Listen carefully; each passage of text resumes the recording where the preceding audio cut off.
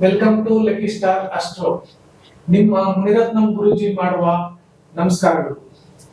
ತುಂಬಾ ಜನ ಫೋನ್ ಮಾಡಿ ಗುರುಗಳೇ ವಿಡಿಯೋ ಆಗ್ತಾ ಇಲ್ಲ, ಯಾವ ತರದ್ದು ನಮಗೆ ಅದ್ರ ಬಗ್ಗೆ ಇನ್ಫಾರ್ಮೇಶನ್ ಸಿಗ್ತಾ ಇಲ್ಲ, ತುಂಬಾ ದಿವಸ ಆಗಿದೆ ಅಂತ ಕೇಳಿದ್ರಿ. ಕಾರಣಾಂತರಗಳಿಂದ ವಿಡಿಯೋ ಹಾಕಕ್ಕಾಗಿಲ್ಲ. ಅದಕ್ಕೆ ಇವಾಗ ಇನ್ನ ಹೆಚ್ಚಿನ ಮಾಹಿತಿ ನಿಮ್ಗೆ ನಂಬರ್ಸ್ ಬಗ್ಗೆ ತಿಳಿಸ್ಕೊಡ್ಬೇಕಾಗಿ ಅಂತ ಬಂದಿದ್ದೀನಿ. ಮತ್ತೆ ಮೊಬೈಲ್ ನಂಬರ್, ನಾನು ಯಾವಾಗ್ಲೂ ಮೊಬೈಲ್ ನಂಬರ್ಸ್ ಬಗ್ಗೆ ನಿಮ್ಗೆ ತಿಳಿಸ್ತಾ ಇದ್ದೆ. ಇವತ್ತು ಒಂದನೇ ಸಂಖ್ಯೆ, ಈ ಒಂದನೇ ಸಂಖ್ಯೆಯಲ್ಲಿ ಯಾವ ನಂಬರ್ ಜೊತೆಯಲ್ಲಿದ್ರೆ ಸಕ್ಸಸ್ ಕೊಡುತ್ತೆ, ಯಾವ ನಂಬರ್ ಜೊತೆಯಲ್ಲಿದ್ರೆ ಸಮಸ್ಯೆ ಆಗುತ್ತೆ ಅಂತ ಡೀಟೇಲ್ ಆಗಿ ನೋಡೋಣ ಬನ್ನಿ. ಅದೇ ತರ ನನ್ ಚಾನಲ್ ನೋಡ್ತಾ ಇರೋರು ಹೊಸದಾಗಿ ಯಾರು ನೋಡ್ತಾ ಇದ್ರಿ ಸಬ್ಸ್ಕ್ರೈಬ್ ಮಾಡ್ಕೊಳ್ಳಿ, ಮತ್ತೆ ಹೆಚ್ಚಿನ ಜನಕ್ಕೆ ಶೇರ್ ಮಾಡಿ. ಈಗ ಒಂದು ಜೋಡಿ ನಂಬರ್ ಬಗ್ಗೆ ನೋಡೋಣ ಬನ್ನಿ. ಇವಾಗ ನಾವು ನೋಡ್ತಾ ಇರೋದು ಒಂದನೇ ನಂಬರ್ ಬಗ್ಗೆ.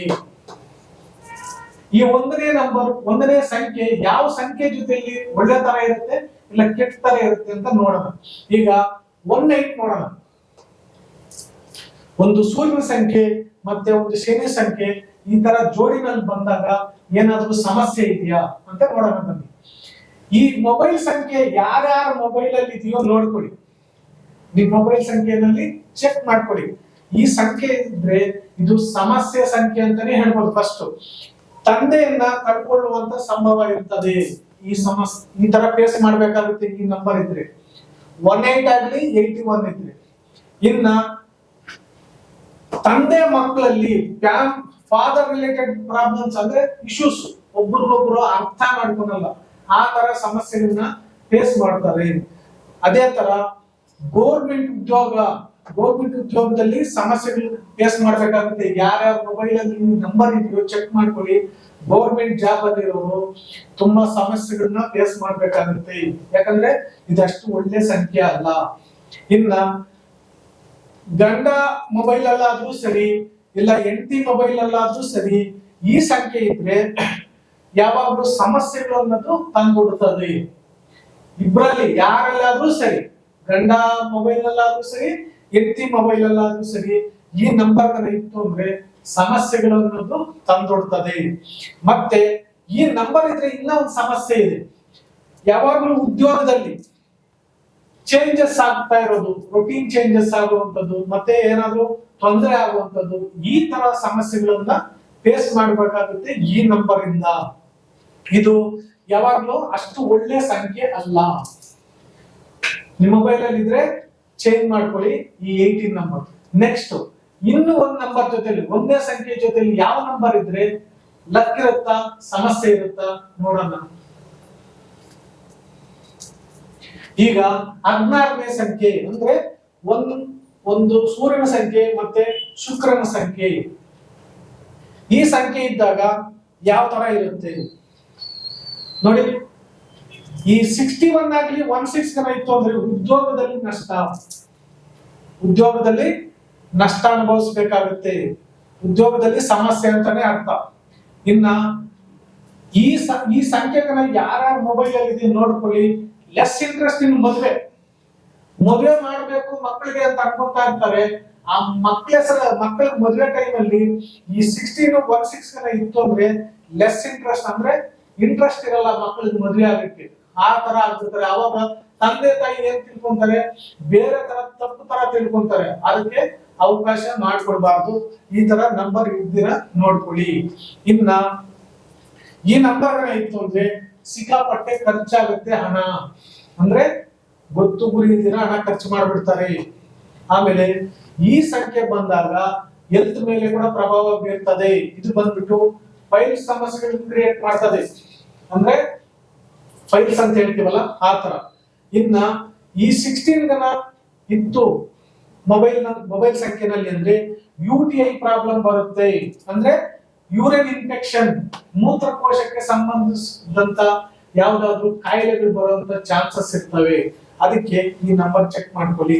ಮತ್ತೆ ಲೆಸ್ ಇನ್ಕಮ್ ಅಂದ್ರೆ ಕಡಿಮೆ ಆದಾಯ, ಏನಾದ್ರೂ ಸಂಪಾದನೆ ಮಾಡ್ತಾ ಇರ್ತೀವಿ ಕಷ್ಟ ಬಿದ್ದು, ನಮಗೆ ಅದಕ್ಕೆ ತಕ್ಕನಾಗಿ ಪ್ರತಿಫಲ ಇರಲ್ಲ, ಲೆಸ್ ಇನ್ಕಮ್ ಆಗ್ತದೆ, ಅಥವಾ ಕಡಿಮೆ ಇನ್ಕಮ್ ಬರ್ತಾ ಇರ್ತದೆ. ಮತ್ತೆ ಇದೇ ಸಂಖ್ಯೆ ಗಂಡನಲ್ಲಿ ಇತ್ತು ಅಂದ್ರೆ, ಇಲ್ಲಿ ಗಂಡ ಹೆಂಡತಿ ಇದ್ರೆ ಗಂಡನ ಹತ್ರ ಈ ನಂಬರ್ ಇದೆ ಅಂತ ಇಟ್ಕೊಳ್ಳಿ, ಹೆಂಡತಿ ಆರೋಗ್ಯದಲ್ಲಿ ಸಮಸ್ಯೆ ಉಂಟಾಗ್ತದೆ. ಅಂದ್ರೆ ಗಂಡನ ಮೊಬೈಲ್ ಅಲ್ಲಿ ಈ ಸಂಖ್ಯೆ ಇದ್ರೆ ಹೆಂಡತಿಗೆ ಆರೋಗ್ಯದಲ್ಲಿ ಸಮಸ್ಯೆ ಅನ್ನೋದು ಕಾಡುತ್ತೆ. ಮತ್ತೆ ಅಂತ ಸಮಯದಲ್ಲಿ ಹೆಂಡತಿ ದಬ್ಬಾಳಿಕೆ ಮಾಡ್ತಾರೆ. ಯಾರ್ ಗಂಡನಲ್ಲಿ ನಂಬರ್ ಇತ್ತು ಅಂದ್ರೆ ಹೆಂಡತಿ ದಬ್ಬಾಳಿಕೆ ಮಾಡುವರು ಅಂತ ಆಗ್ತಾರೆ. ಅಥವಾ ಹೆಂಡತಿ ಹೇಳಿದ್ದೇ ಅವ್ರು ಹೇಳಿದ್ದೇ ನಡೆಯೋದು ಅವ್ರ ಮನೆಯಲ್ಲಿ. ಆ ತರ ಸಮಸ್ಯೆ ಕೂಡ ಫೇಸ್ ಮಾಡಬೇಕಾಗುತ್ತೆ ಗಂಡ. ಈ ತರ ಸಮಸ್ಯೆ ತಂದುಕೊಡುವಂತ ಸಂಖ್ಯೆ ಇದು. ನಿಮ್ಮ ಮೊಬೈಲ್ ನಂಬರ್ ಇದ್ರೆ ಚೆಕ್ ಮಾಡ್ಕೊಳ್ಳಿ, ಯಾಕಂದ್ರೆ ಚೇಂಜ್ ಮಾಡ್ಕೊಳ್ಳೋದು ತುಂಬಾ ಉತ್ತಮ. ಇನ್ನ ನೆಕ್ಸ್ಟ್ ಇನ್ನೊಂದು ಸಂಖ್ಯೆಯ ಜೊತೆ ಒಂದು ನಂಬರ್ ಇದ್ರೆ ಯಾವ ತರ ಇರುತ್ತೆ ನೋಡೋಣ ಬನ್ನಿ. ಇನ್ನ 31 31ನೇ ಸಂಖ್ಯೆ ನೋಡಿ. ಈ ಸಂಖ್ಯೆ ಇದ್ರೆ ಒಳ್ಳೆಯ ವಿದ್ಯಾವಂತ ಆಗಿರ್ತಾರೆ ಇವರು, ಅಂದ್ರೆ ಗುಡ್ ಎಜುಕೇಟೆಡ್ ಆ ತರ ಇರ್ತಾರೆ. ಮತ್ತೆ ಕೆಲಸದಲ್ಲಿ ಒಳ್ಳೆ ಹೆಸರು ಬರುತ್ತೆ, ಒಳ್ಳೆ ಹೆಸರು ಸಂಪಾದನೆ ಮಾಡ್ತಾರೆ. ಯಾವುದೇ ಒಂದು ಜಾಬ್ ಅಲ್ಲಿ ಇವ್ರು ಕೆಲಸ ಮಾಡ್ತಾ ಇದ್ರೆ ಇವ್ರಿಗೆ ನೇಮ್ ಅಂಡ್ ಫೇಮ್ ಇರುತ್ತೆ, ಒಳ್ಳೆ ಕೀರ್ತಿ ಪ್ರಖ್ಯಾತಿ ಅಂತ ಹೇಳ್ತೀವಲ್ಲ ಆ ತರ ಹೆಸರು ಮಾಡ್ತಾರೆ. ನೆಕ್ಸ್ಟ್ ಒಳ್ಳೆ ಆರೋಗ್ಯ, ಹೆಲ್ತ್ ಅಂಡ್ ವೆಲ್ತ್ ಚೆನ್ನಾಗಿರುತ್ತೆ ಇವರಿಗೆ. ಈ 31 ನಂಬರ್ಗಳು ಮೊಬೈಲ್ ನಂಬರ್ ಅಲ್ಲಿ ಇತ್ತು ಅಂದ್ರೆ ಒಳ್ಳೆಯ ಆರೋಗ್ಯ ಇರುತ್ತೆ. ಮತ್ತೆ ಇನ್ನೊಂದು ಇಂಪಾರ್ಟೆಂಟ್ ಏನಪ್ಪಾ ಅಂದ್ರೆ ಒಳ್ಳೆ ಹೆಂಡತಿ ಸಿಗುತ್ತಾಳೆ. ಈ ನಂಬರ್ ಇದ್ರೆ ಒಳ್ಳೆ ಹೆಂಡತಿ ಸಿಗ್ತಾಳೆ. ಅಥವಾ ಹೆಣ್ಣು ಮಕ್ಕಳಲ್ಲಿ ಇದ್ರೆ ಒಳ್ಳೆ ಗಂಡನು ಸಿಗ್ತಾನೆ ಅಂತಾನೆ ಹೇಳ್ಬೋದು. ಇನ್ನ ಇವರು ಎಲ್ಲಿ ವಾಸ ಮಾಡ್ತಾರೆ ಅಥವಾ ಸಮಾಜದಲ್ಲಿ ಎಲ್ಲಿ ಇವ್ರು ಇರ್ತಾರೋ ಆ ಜಾಗದಲ್ಲಿ ಇವ್ರಿಗೆ ಒಳ್ಳೆ ಕೀರ್ತಿ, ಒಳ್ಳೆ ಹೆಸರು, ನೇಮ್ ಅಂಡ್ ಫೇಮ್ ಈ ತರ ಪಡಿತಾರೆ ಇವರು. ಈ ಸಂಖ್ಯೆ ತುಂಬಾ ಒಳ್ಳೆ ನಂಬರ್ 31 ಒಳ್ಳೆ ಸಂಖ್ಯೆ. ಚೆನ್ನಾಗಿ ಅರ್ಥ ಮಾಡ್ಕೊಳ್ಳಿ. ಕೆಲವರು ಕಾರ್ಮಿಕ್ ಡೆಬಿಟ್ ನಂಬರ್ ಅಂತಾರೆ, ಅದು ನ್ಯೂಮರಾಲಜಿನಲ್ಲಿ ಮೊಬೈಲ್ ಸಂಖ್ಯೆನಲ್ಲಿ ಬಂದಾಗ ತುಂಬಾ ಪಾಸಿಟಿವ್ ನಂಬರ್ ಆಗುತ್ತೆ ಈ 31 ನಂಬರು. ನೆಕ್ಸ್ಟ್ ಇನ್ನೊಂದು ಸಂಖ್ಯೆ ಜೊತೆ ಇದ್ರೆ ಈ 1ನೇ ಸಂಖ್ಯೆ ಯಾವ ತರ ಇರುತ್ತೆ ನೋಡೋಣ ಬನ್ನಿ. ಇನ್ನ 14 14ನೇ ಸಂಖ್ಯೆ ಅಂದ್ರೆ 1 ಅಂದ್ರೆ ಸೂರ್ಯ, 4 ಅಂದ್ರೆ ರಾಹು. ಈ ಸಂಖ್ಯೆ ಜೊತೆಯಲ್ಲಿ ಸೇರಿದಾಗ ಮತ್ತೆ ಇದು ಯಾವ ತರ ಇಂಪ್ಯಾಕ್ಟ್ ಇರುತ್ತೆ ನೋಡೋಣ. ರಹಸ್ಯದ ಶತ್ರುಗಳು ಅಂತಂದ್ರೆ ನಮಗೆ ಕಣ್ಣಿಗೆ ಕಾಣದ ಹಿತ ಶತ್ರುಗಳು ಕೂಡ ಇರ್ತಾರೆ ಅಂತಾನೆ ಅರ್ಥ. ಈ ನಂಬರ್ ಇತ್ತು ಅಂದ್ರೆ ಶತ್ರುಗಳು ಅನ್ನೋದು ಆಟೋಮೆಟಿಕ್ ಹುಟ್ಕೊಂತಾರೆ. ನಮ್ಗೆ ಗೊತ್ತಿಲ್ಲದೇ ಶತ್ರುಗಳನ್ನ ನಾವೇ ಕ್ರಿಯೇಟ್ ಮಾಡ್ಕೊಂಡ್ ಬಿಡ್ತೀವಿ, ಇಲ್ಲ ಅಂದ್ರೆ ಏನಾದ್ರು ಒಂದು ಸಮಸ್ಯೆನಲ್ಲಿ ಸಿಕ್ಕಾಕೊಂಡ್ ಬಿಡ್ತೀವಿ ಅಂತಾನೆ ಅರ್ಥ. ಇನ್ನ ಈ ನಂಬರ್ ಇತ್ತು ಅಂದ್ರೆ ದುಡ್ಡು ಲಾಸ್ ಆಗುತ್ತೆ. ದುಡ್ಡು ಲಾಸ್ ಆಗಿದ್ರೆ ಹಣ ನಷ್ಟ ಆಗುತ್ತೆ. ಚೆನ್ನಾಗಿ ಅರ್ಥ ಮಾಡ್ಕೊಳ್ಳಿ. ನಿಮ್ ಮೊಬೈಲ್ ನಂಬರ್ ಅಲ್ಲಿ ಈ ಸಂಖ್ಯೆ ಇದೆ, ಚೆಕ್ ಮಾಡ್ಕೊಳ್ಳಿ. ಇನ್ನ ಈ ನಂಬರ್ ಯಾರ ಮೊಬೈಲ್ ಅಲ್ಲಿ ಇರ್ತಾರೋ ಅವ್ರ ಕುಟುಂಬ ಅಂದ್ರೆ ಒಂದು ಫ್ಯಾಮಿಲಿ ಅದು ಸ್ಥಿರವಾಗಿರೋದಿಲ್ಲ. ಕಾರಣ ಏನಪ್ಪಾ ಅಂದ್ರೆ ಇಲ್ಲಿ ಹಣ ನಷ್ಟ ಆಗ್ತಾ ಇದೆ.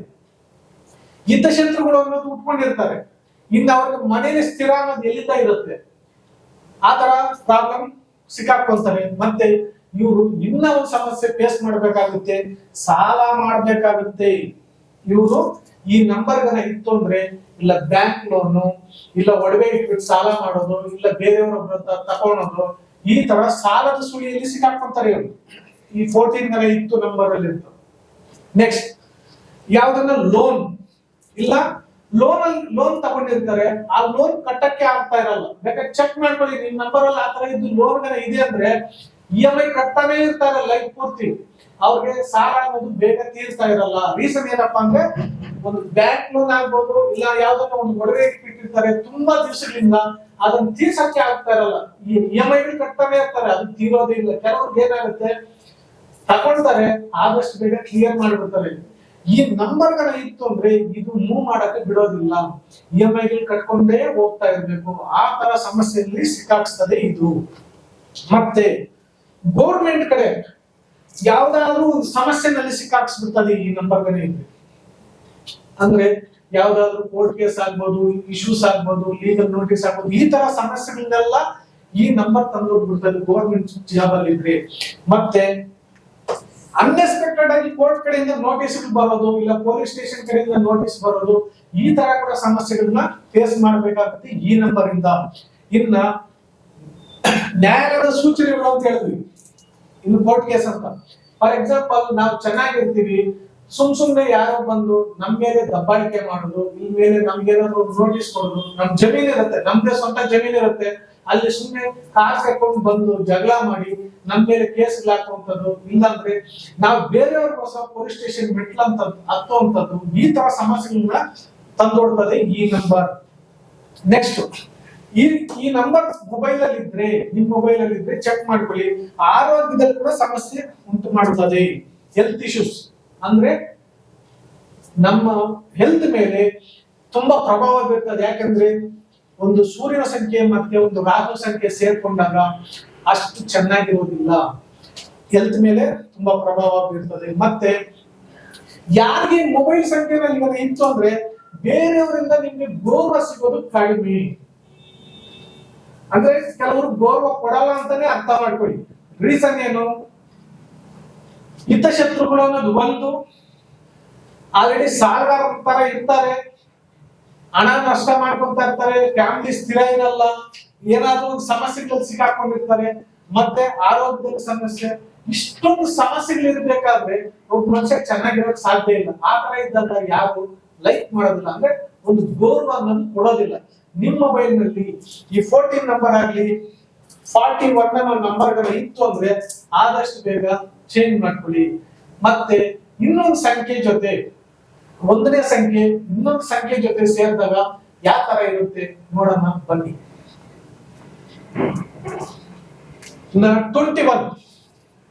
21ನೇ ಸಂಖ್ಯೆ, ಇದು ನ್ಯೂಮರಾಲಜಿನಲ್ಲಾಗ್ಲಿ ಮೊಬೈಲ್ ಸಂಖ್ಯೆನಲ್ಲಾಗ್ಲಿ ಇದನ್ನ ರಿವರ್ಸ್ ನಂಬರ್ ಅಂತ ಹೇಳ್ತಾರೆ. ಇದು ಡೇಂಜರ್ ನಂಬರ್. ಇದು ಅಷ್ಟು ಒಳ್ಳೆ ನಂಬರ್ ಅಲ್ಲ. ನೇಮ್ ನಂಬರ್ ಅಲ್ಲಿ ಬಂದ್ರೆ ಭಾರಿ ತೊಂದರೆ ಅನುಭವಿಸಬೇಕಾಗುತ್ತೆ. ಅದೇ ಮೊಬೈಲ್ ನಂಬರ್ ಅಲ್ಲಿ ಬಂದ್ರು ಸಮಸ್ಯೆಯನ್ನ ಫೇಸ್ ಮಾಡ್ಬೇಕಾಗುತ್ತೆ. ಈ ನಂಬರ್ ಯಾರ್ಯಾರ ಮೊಬೈಲ್ ನಂಬರ್ ಅಲ್ಲಿ 21 ಇತ್ತು ಅಂದ್ರೆ ಖರ್ಚು ಮಾಡುವಂತ ವ್ಯಕ್ತಿ ಆಗಿರ್ತಾರೆ ಇವರು. ಅಂದ್ರೆ ಮಿತಿಯಲ್ಲಿರೋ ಖರ್ಚು ಮಾಡುವಂತ ವ್ಯಕ್ತಿ ಆಗಿರ್ತಾರೆ. ಇನ್ನ ಒಂದೇನಪ್ಪಾ ಅಂದ್ರೆ ನೀರಿನ ತರ ಹಣ ಖರ್ಚಾಗೋಗ್ತದೆ. ಯಾವ್ದಾರ ದುಡ್ಡು ಬಂತು, ಅದ್ ಹೆಂಗ್ ಖರ್ಚಾಯ್ತು ಏನೋ ಗೊತ್ತಿಲ್ಲಪ್ಪ, ಹಂಗಾಗೋಯ್ತು ಅಂತ ಅನ್ಕೊಂತಾ ಇರ್ತೀವಿ ಯಾವಾಗ್ಲೂ. ನೀರಿನ ತರ ಖರ್ಚಾಗೋಗ್ತಾ ಇರ್ತದೆ.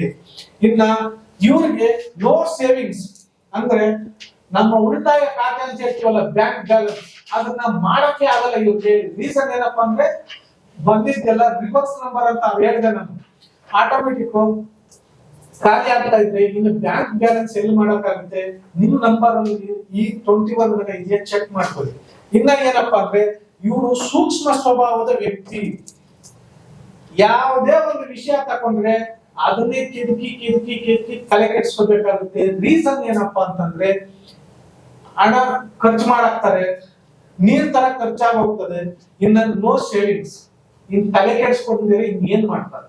ಅದಕ್ಕೆ ನಿಮ್ ಮೊಬೈಲ್ ನಲ್ಲಿ ಈ ಸಂಖ್ಯೆ ಇದ್ರೆ ನೋಡ್ಕೊಳ್ಳಿ.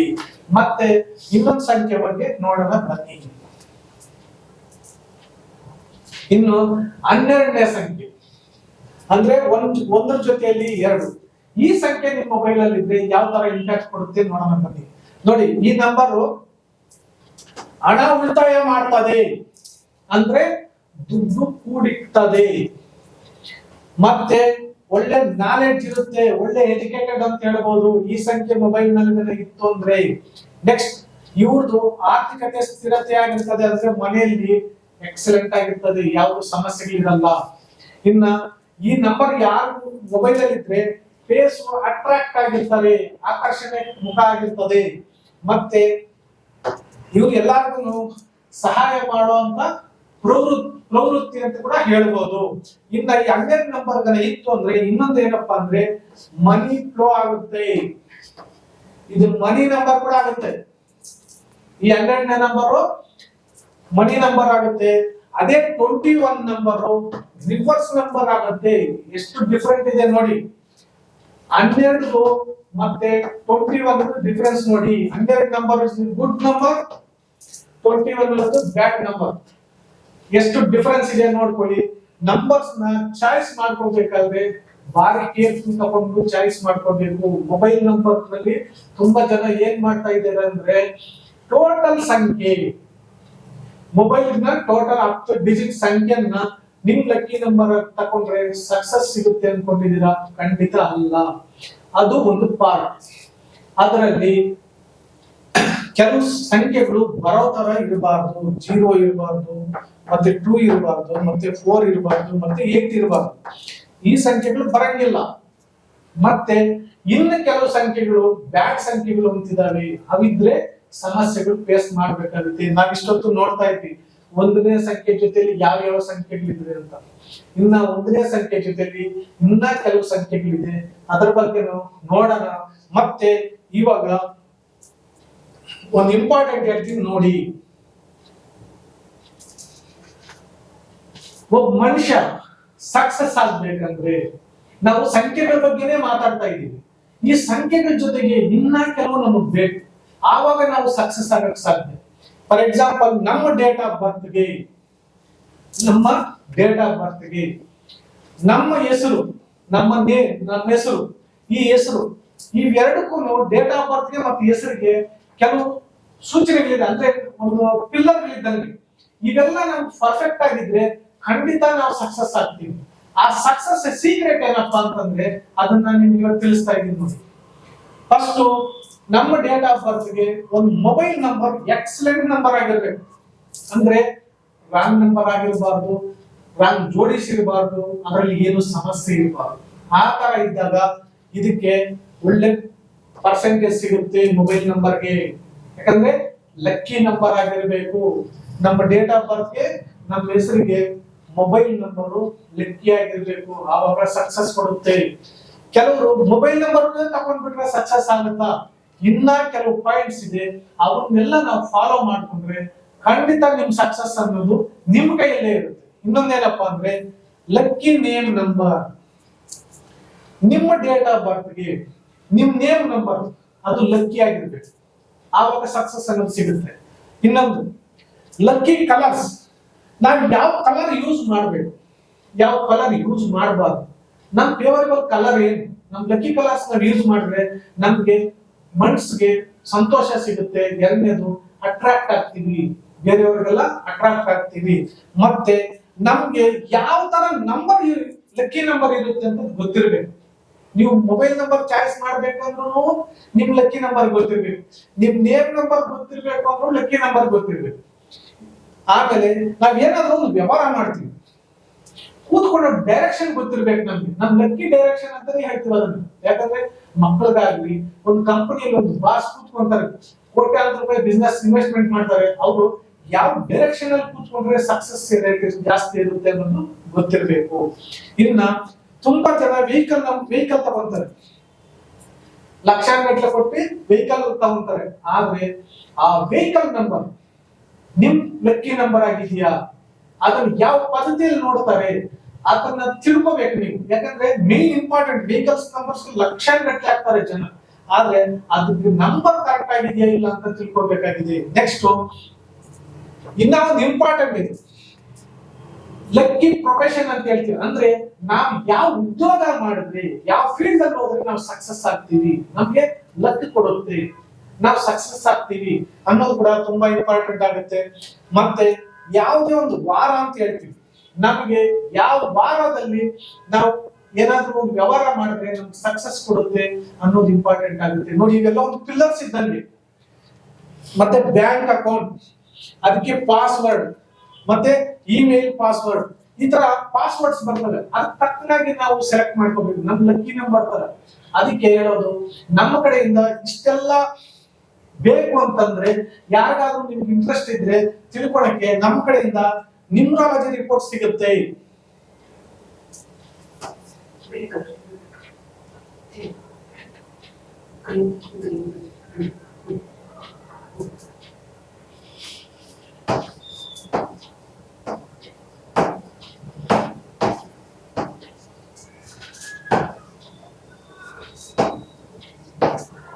ನಮ್ಮ ಕಡೆಯಿಂದ ನಿಮಗೆ ನ್ಯೂಮರಾಲಜಿ ರಿಪೋರ್ಟ್ ಸಿಗುತ್ತೆ. ಈ ನ್ಯೂಮರಾಲಜಿ ರಿಪೋರ್ಟ್ ಅಂದ್ರೆ ಏನಪ್ಪಾ ಅಂದ್ರೆ, ನಾನು ಇಷ್ಟೊತ್ತು ಹೇಳ್ತಾ ಇದ್ದೆ, ನಿಮ್ lucky number, unlucky number, lucky colours, lucky direction, lucky profession, lucky house number, lucky vehicle number, ಈ ತರ. ಮತ್ತೆ ಯಾವ ಉದ್ಯೋಗದಲ್ಲಿ ನಾವು ಹೋದ್ರೆ ಸಕ್ಸಸ್ ಆಗ್ತೀವಿ, ಮತ್ತೆ ನಮ್ಮಲ್ಲಿ ಡೇಟ್ ಆಫ್ ಬರ್ತ್ ಅಲ್ಲಿ ಯಾವ್ದನ್ನ ಸಂಖ್ಯೆಯಲ್ಲಿ ಮಿಸ್ಸಿಂಗ್ ಇದೆಯಾ ಅದಕ್ಕೆ ರೆಮಿಡೀಸ್, ಮತ್ತೆ ಕೆಲವು ನಮ್ಮ ರಿಪೋರ್ಟ್ ಅಲ್ಲಿ ವಾಸ್ತು ರೆಮಿಡೀಸ್ ಇರುತ್ತೆ. ಅದ್ರ ಜೊತೆಗೆ ಯಾರು ಮದುವೆ ಆಗ್ಬೇಕಾಗಿರೋರಿಗೆ 100% ನಮ್ಮ ರಿಪೋರ್ಟ್ ಸಕ್ಸಸ್ ಸಿಗುತ್ತೆ. ರೀಸನ್ ಏನಪ್ಪಾ ಅಂತಂದ್ರೆ ಯಾವ ಡೇಟ್ ಆಫ್ ಬರ್ತ್ ಅಲ್ಲಿ ಹುಟ್ಟಿರೋರಿಗೆ ಯಾವ ಡೇಟ್ ಆಫ್ ಬರ್ತ್ ಅಲ್ಲಿ ಹುಟ್ಟಿರೋರ್ಗನ್ನ ಮ್ಯಾಚ್ ಆಗ್ತಾರೆ. 100% ಸಕ್ಸಸ್ ರೇಟ್ ಇರುತ್ತೆ. ಅದನ್ನ ನಮ್ ನ್ಯೂಮರಾಲಜಿ ರಿಪೋರ್ಟ್ ಅಲ್ಲಿ ನಿಮ್ಗೆ ಸಿಗುತ್ತೆ. ಮತ್ತೆ ಯಾವ ರಾಶಿಯವರು ನಮ್ಮ ಮದುವೆ ಆದ್ರೆ ಸಕ್ಸಸ್ ಸಿಗುತ್ತೆ ಅಂತ ಅನ್ನೋದು ಡೀಟೇಲ್ಸ್ ಕೊಟ್ಟಿರ್ತೀವಿ.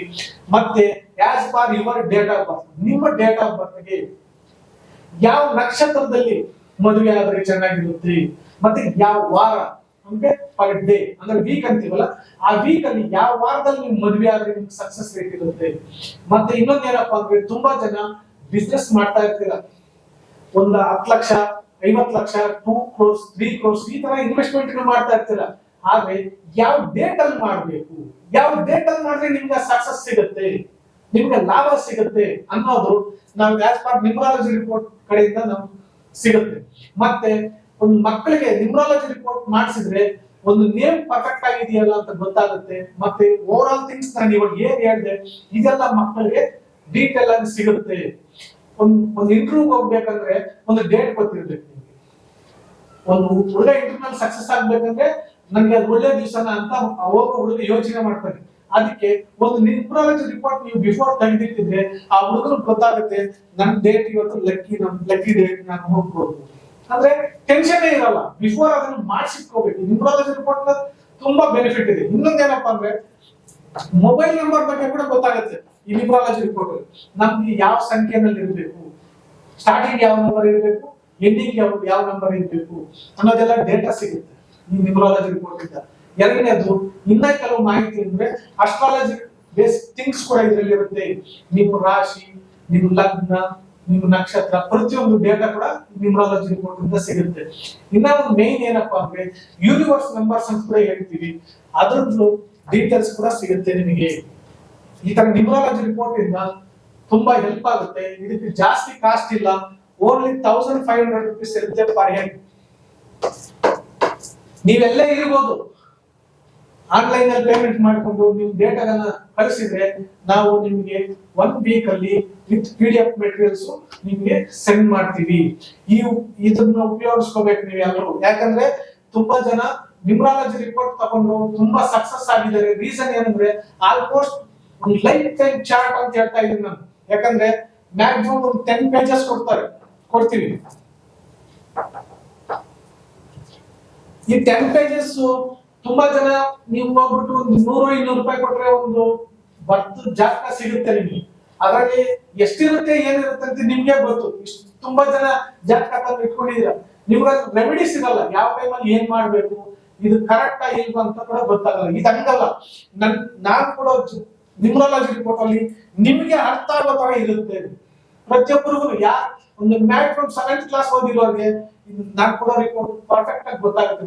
ನನ್ನ ಲಕ್ಕಿ ನಂಬರ್ ಇದು, ನನ್ನ ಡೈರೆಕ್ಷನ್ ಇದು, ನನ್ನ ಲಕ್ಕಿ ವೀಕ್ ಇದು, ನಾನು ಈ ತರ ವೆಹಿಕಲ್ ನಂಬರ್ ತಗೋಬೇಕು, ನಾನು ಈ ತರ ಮೊಬೈಲ್ ನಂಬರ್ ತಗೋಬೇಕು, ನಾನು ಈ ತರ ಕಲರ್ಸ್ ಹಾಕೋಬೇಕು, ನಾನು ಇಂತ ಉದ್ಯೋಗ ಮಾಡ್ಬೇಕು.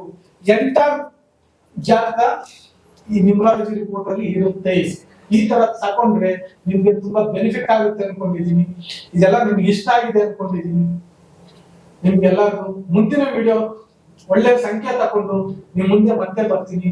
ಅದುವರೆಗೂ ನಮಸ್ಕಾರಗಳು.